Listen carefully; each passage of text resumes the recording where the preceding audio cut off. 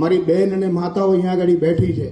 સવારે બાળકને બોલાવે તો એમ સાથે આંખ પડે તો બહારના કમરામાંથી કહે છે, જો બેટા ચંદા મામા આયા. સવારે સૂર્ય ઉગે તો બાળકને એમ કહે છે કે આ સુરત દાદા આયા. ક્યારામાં તુલસી પડી હોય તો ગમન કરીને એમ કહે છે કે આ તુલસી મારી માતા છે. આ પીપળાના વૃક્ષની પૂજા કરે. વડ સાવિત્રીના દિવસે દોરા સાથે ફરીને 100 ફેરા ફરીને પીપળાના વૃક્ષની પૂજા કરીએ. આપણે જળ, જમીન અને જંગલની, પ્રકૃતિની રક્ષા કરવાવાળા લોકોને આજે દુનિયાના લોકો ગ્લોબલ વોર્મિંગના નામે આપણને શીખવાડવા નીકળ્યા છે. પર્યાવરણની અંદર મિત્રો, અમેરિકાએ કદાચ 200 માળની ઇમારત બનાવી હશે, દુબઈની અંદર 250 માળની ઇમારત હશે, પરંતુ આ હિન્દુસ્તાનના હિન્દુઓના રાજ્યની અંદર ગામે ગામ પક્ષીની ચિંતા કરવાવાળા, ચબૂતરા નિર્માણ કરવાવાળો હિન્દુ સમાજ છે કે મારે ત્યાં આગળ જીવ જંતુ પક્ષી ભૂખ્યું ના રહેવું જોઈએ. સોસાયટીની અંદર ચબૂતરા બનાવે, સોસાયટીની અંદર કદાચ કૂતરીનું વિહાય.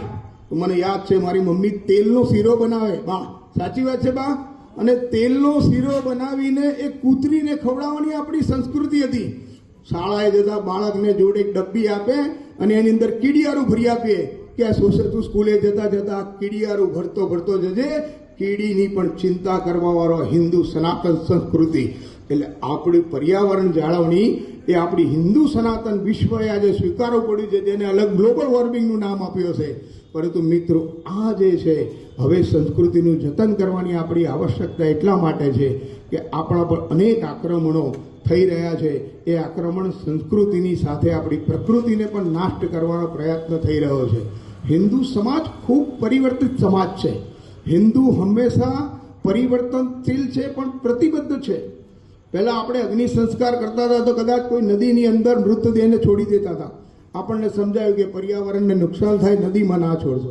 આપણે એમ કીધું ગામના કિનારે પર અગ્નિદાહ આપીશું. અમને એમ કીધું કે નહીં ભાઈ, ગામમાં નહીં, ગામની બહાર કરો. આપણે સંમત થયા કે સ્મશાનમાં કરીએ. સ્મશાનમાં ગયા. આપણે હિન્દુ સમાજને એમ કીધું કે હવે તમે લાકડા બહુ બળે છે એટલે એક કામ કરો, તમે ઇલેક્ટ્રિકમાં બાળો. આપણે કીધું મંજૂર છે. આપણને એમ કીધું ઇલેક્ટ્રિક બહુ બળે છે, ગેસમાં બાળો. આપણે કીધું મંજૂર છે. હિન્દુ પરિવર્તિત છે પર્યાવરણ માટે. એટલે હિન્દુ ચિંતન એ આખા વિશ્વને દિશા આપવાવાળું છે. આપણે કોઈ એવી જડતા પકડી નથી રાખતા કે ભાઈ મને 6x6 ને 6x6ની જગ્યા હું મરી જાઉં પછી પણ મને આના માટે આપો. આ હિન્દુ છે, પર્યાવરણવાદી હિન્દુ છે. હિન્દુ સમાજ આ રીતે આપણે કામ કરી રહ્યો છે. ત્રીજી બહુ મહત્વની બાબત એમણે જે કીધી, આપણે એક કુટુંબ પ્રબોધન છે. ગાયત્રી પરિવારનું એક સૂત્ર હતું, હમ બદલેંગે યુગ બદલેગા.